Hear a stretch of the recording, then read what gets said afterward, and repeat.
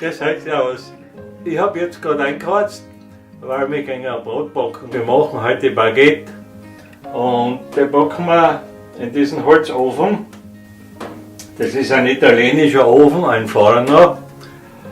Der ist sehr sparsam beim Heizen und ich bin von der Energie nicht abhängig, von Strom, und wird mit Holz geheizt. Man muss circa eine Stunde, dreiviertel Stunde vorheizen, bis er die Backtemperatur hat. Inzwischen kann man den Teig richten. Was brauchen wir zum Brotbacken? Mehl, ich habe eine Mischung, halb Dinkelmehl, halb Roggenmehl.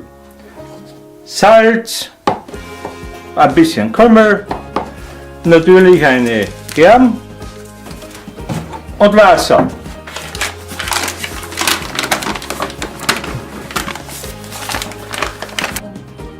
Für 2 Kilo Mehl nehme ich 2 Esslöffel Salz. Einmal, zweimal etwas Kümmel, Germ. So, jetzt nehme ich so eine Spachtel und tue das Mehl ein bisschen durchmischen.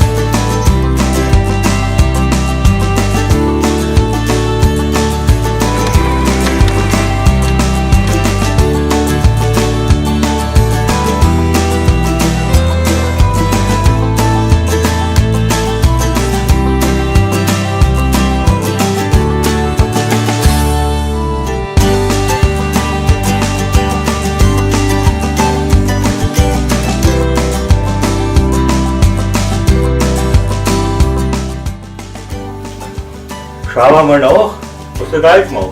Ah, er geht schon.